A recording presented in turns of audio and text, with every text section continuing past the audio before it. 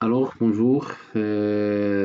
Aujourd'hui, Inch'Allah, غادي نشوفوا le devoir numéro 2 pour la troisième année AC. Ça y est. Alors, on commence par la lecture de l'exercice numéro 1. Alors, répondre par vrai ou faux. Le carton est une matière organique naturelle. Donc, on peut dire c'est une matière organique, mais naturelle, non. Carton, c'est pas une matière naturelle. Une matière organique, oui, mais naturelle, non. Donc, c'est faux. Lorsqu'on dilue une solution acide, le pH diminue. Donc, une solution acide, c'est-à-dire le pH est inférieur à 7. Lorsqu'on dilue, alors le pH augmente, c'est pas diminue. Il faut faire attention. Le pH tend vers 7. Vous voyez? Une solution de pH est égale à 5 contient une abondance des ions H+. Donc, oui. Alors, c'est pH est égal à 5. C'est une solution acide. Donc, on a l'abondance du ion H+. Oui, c'est vrai. Alors, la solution de pH est égale à 11 est plus basique qu'une solution de pH est égale à 9. Oui, c'est vrai. Donc, lorsque le pH augmente, lorsqu'une solution a une pH supérieur à 7, c'est une solution basique. Lorsque donc la basicité augmente, lorsque le pH augmente. Par contre, une solution acide, lorsque donc une solution acide, c'est une solution qui son pH est inférieur à 7, alors l'acidité augmente lorsque le pH diminue. Vous voyez? Donc, c'est vrai. On passe. Alors, la question 2. Complétez les phrases suivantes. 2 points. Les ions responsables de l'acidité sont H+, des ions H+, tandis que celles qui sont responsables de la basicité, c'est OH-. OH-, auquel qui يقول HO-. Ça y est. Les matières organiques sont constituées essentiellement des atomes de carbone, ça y est, C, et hydrogène, H. Donc les matières organiques كيتكونوا من ذرات كربون وهيدروجين et d'autres atomes, mais l'essentiel خص تكون الكربون et l'hydrogène. Au cours de la préparation de l'Aïd al-Adha, ton père a vérifié les coteaux et elle a remarqué qu'ils sont rouillés, tandis que ta mère a remarqué que la cocotte minute a perdu son éclat métallique. Les parents ont demandé d'expliquer à ce moment. Tu intervenu à répondre à leurs questions. Les coteaux sont fabriqués en fer, la cocotte minute est fabriquée en aluminium. Alors, expliquez comment la rouille s'est formée sur le coteau. Donc, le coteau est en fer, alors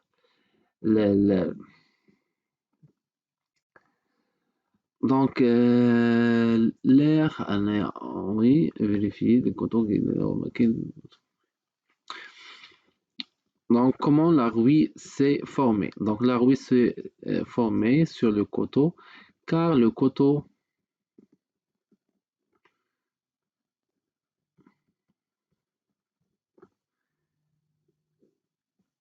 est fabriqué en fer, et le fer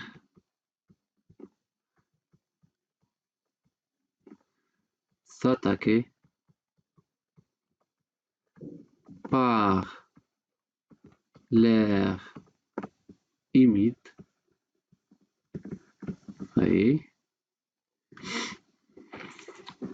le fer s'attaquer par l'air humide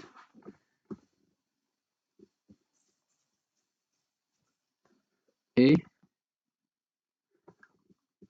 donc car le coteau est fabriqué en fer et le fer s'attaquer par l'air humide et on obtient ou bien et donc et le fer se rouiller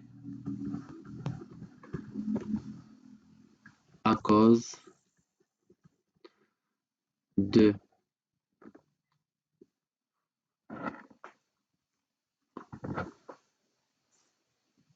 la réaction entre le fer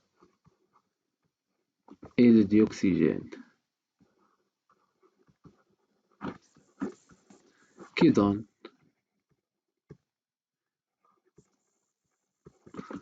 la rouille ou bien l'oxyde ferrique. Ça y est, l'oxyde ferrique. Écrire l'équation de la formation de la rouille.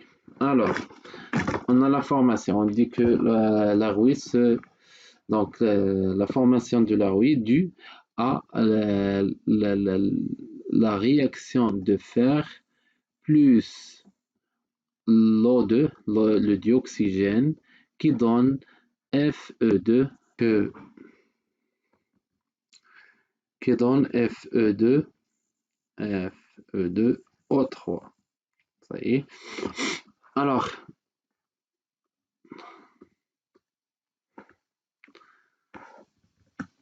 il faut équilibrer cette équation.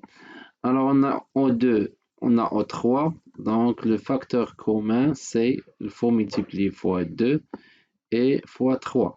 2 fois 3, c'est 6 oxygène.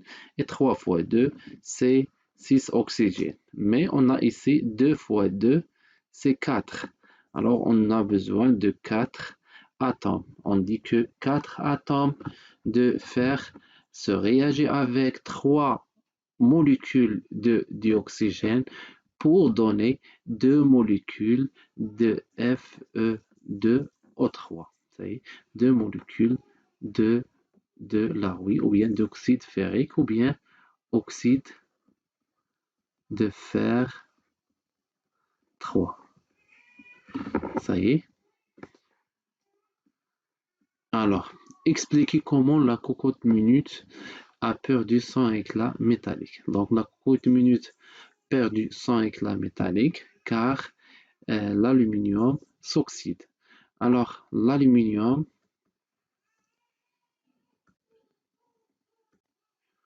s'oxyde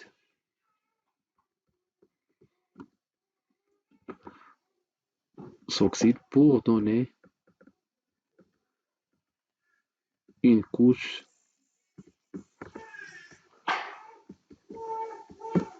d'alumine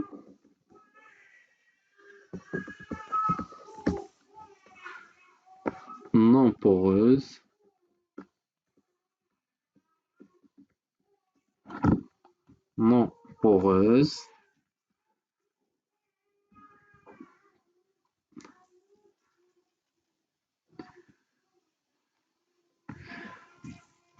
qui cause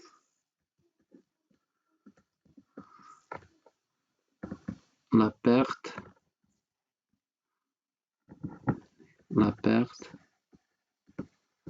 de l'éclat de l'aluminium.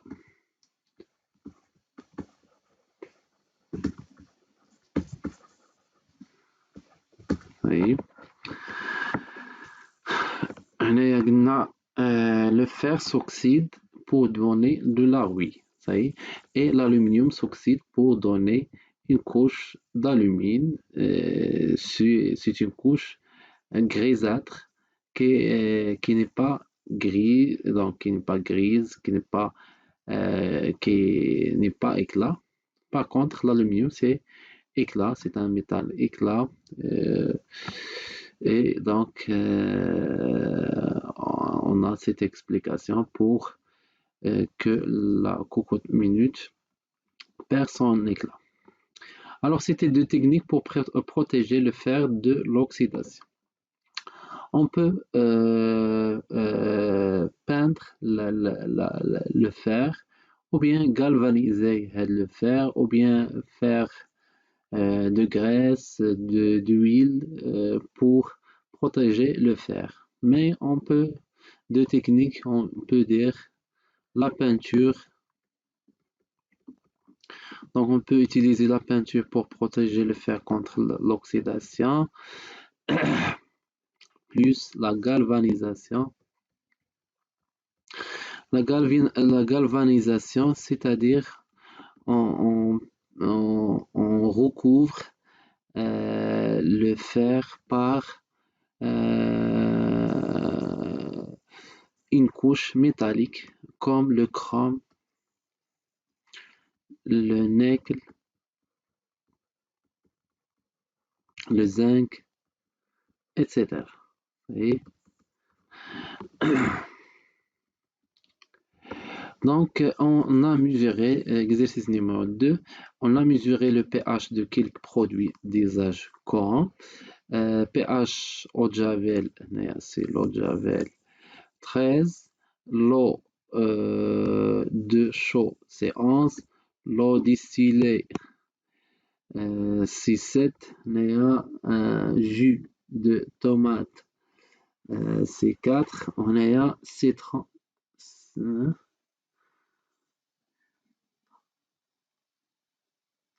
sais pas c'est quoi ça, et tartan, c'est 4, 1,5. Indiquer les deux méthodes permettent, on va voir ici, donc, non, c'est pas ici, non, c'est quoi ça? Non.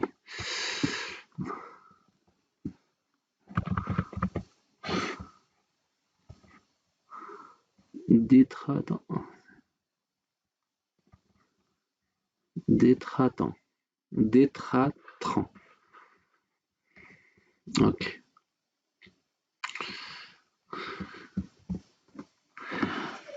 Alors, détratrant.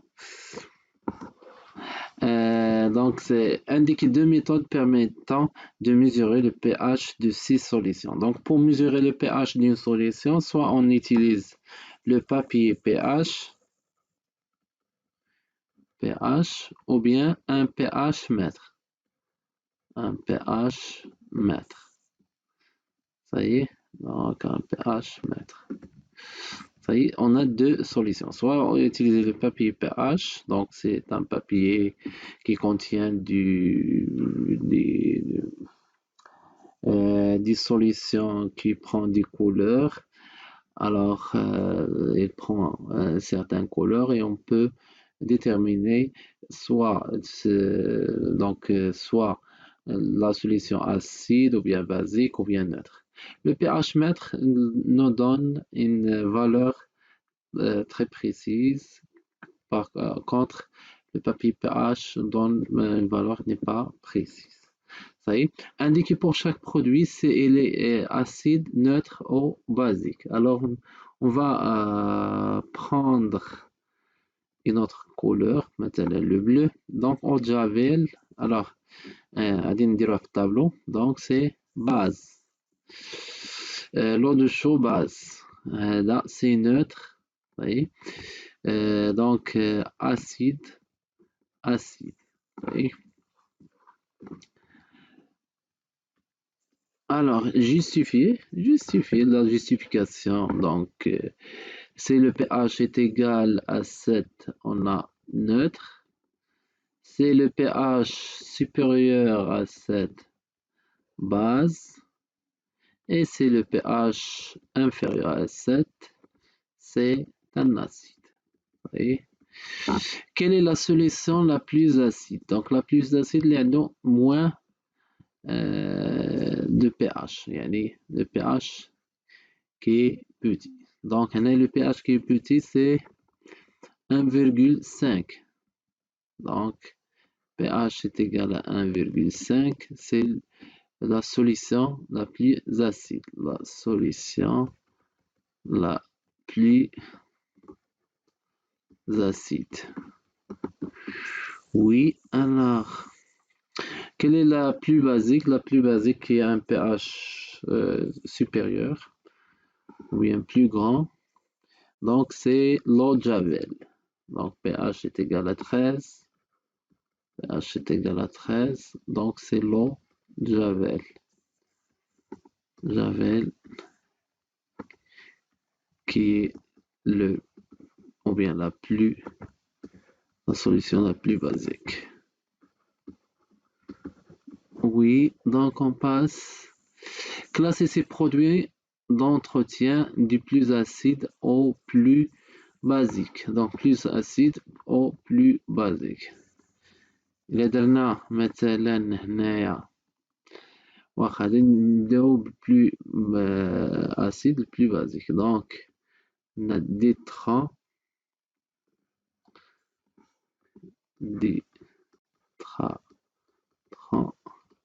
Après c'est oui donc هما ماشيين تقريبا من هنا لهنا صاي دونك من هنا détratant jus de tomate moins acide que l'eau distillée c'est neutre l'eau de chaux et l'eau de javel بلا ما نعاودو نكتبوهم صاي donc 4 points. Oui قلنا هنا que se passe-t-il oui je m'excuse donc هنا درنا هنا donc هادي غادي نديروها في la question 5 ça y est donc on ça y est Adam le plus acide le plus basique. Que se passe-t-il si on dilue une solution de Javel avec de l'eau? Que peut-on dire alors de son pH? Alors lorsqu'on dilue une solution basique, son pH diminue. Donc on dit que l'eau de Javel, lorsqu'on dilue,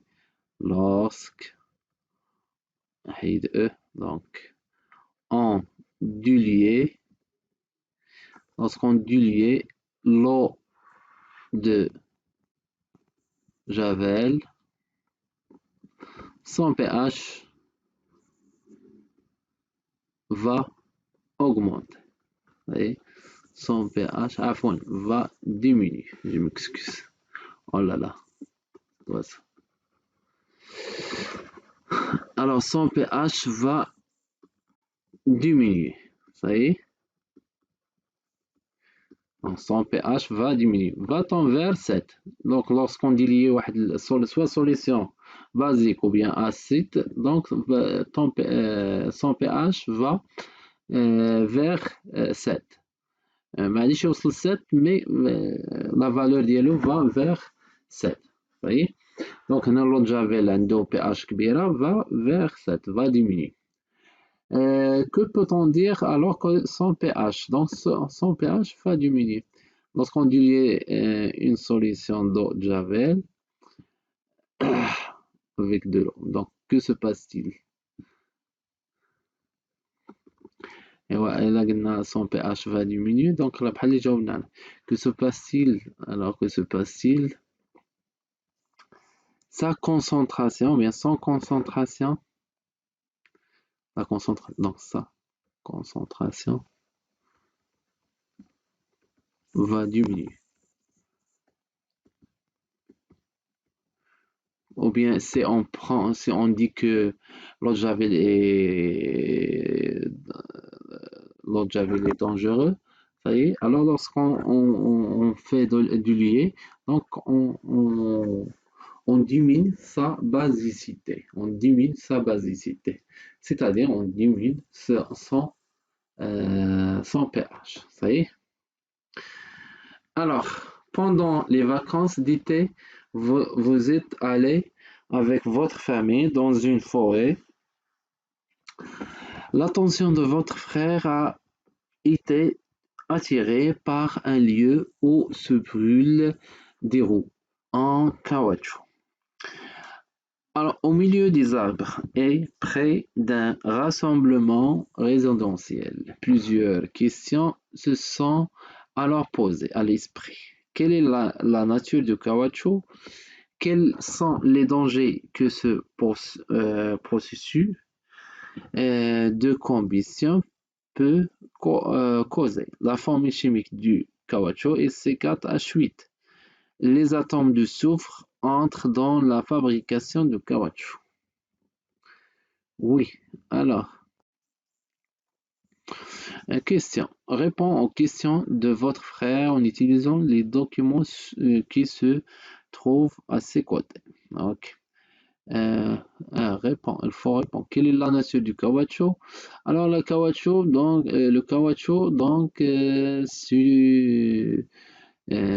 c'est une matière synthétique. Alors, la fabrication, c'est-à-dire, on peut fabriquer le caoutchouc. Donc, c'est une matière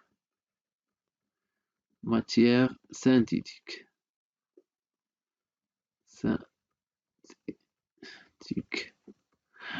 Donc, oui, quels sont les dangers que c'est une matière synthétique? نقدر نزيدو عليها organique.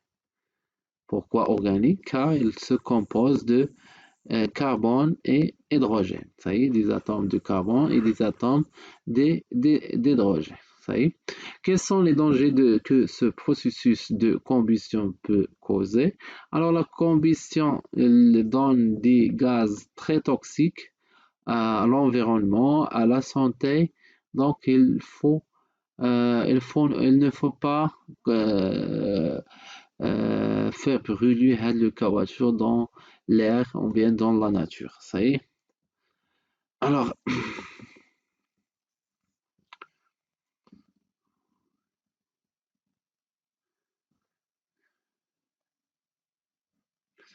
ok.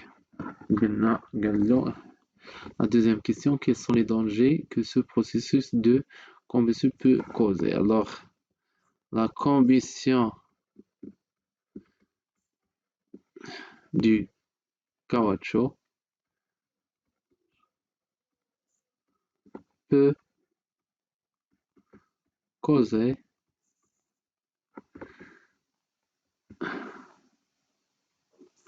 des dangers pour la santé, donc la santé, dégagement des gaz toxiques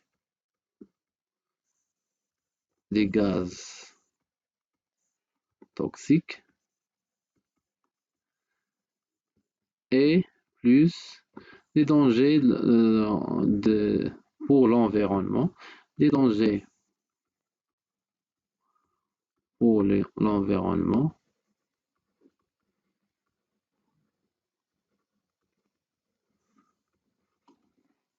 Environnement. Alors, مثلا la combustion ديال les forêts,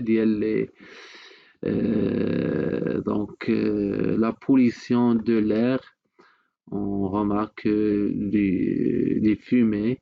Donc, il y a beaucoup de choses à dire pour cette image. Ça y est. On passe à la question suivante. Proposez une expérience pour montrer à votre frère que le caoutchouc est organique. Donc, une expérience que vous avez fait dans la leçon. Donc, lorsqu'on fait brûler une matière plastique, il donne un dégagement de monoxyde de carbone, CO2, et de l'eau. Et lorsque si on a une combustion complète, on va voir la question. Alors, proposez l'expérience pour montrer à votre frère que le caoutchouc est organique. Lorsqu'on fait brûler, donc lorsqu'on fait brûler le caoutchouc, il nous donne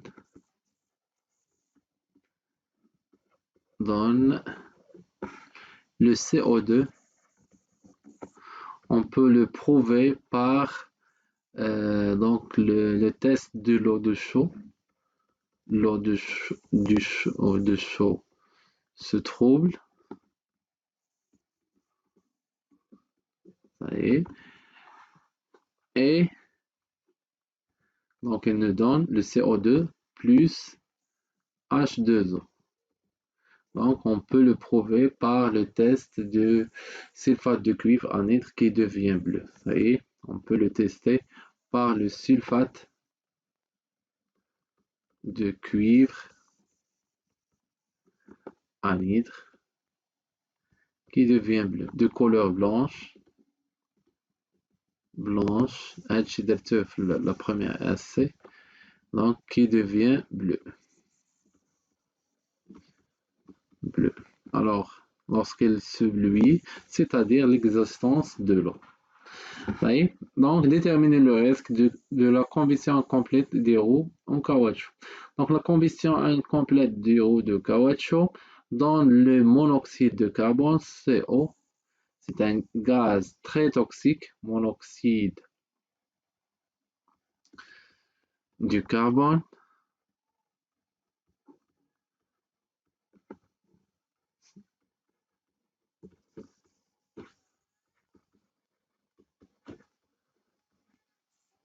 Donc, c'est un gaz toxique. Si on a du soufre, donc les atomes de soufre entrent dans la fabrication du caoutchouc. Donc, si on a du soufre, donc il compte le SO4. Donc, c'est un gaz très toxique. Alors, etc. Donc, ce sont des gaz toxiques pour la santé, sont polluants pour l'environnement, etc. Donc, on peut écrire certaines phrases pour répondre à cette question. Merci de votre attention et à bientôt.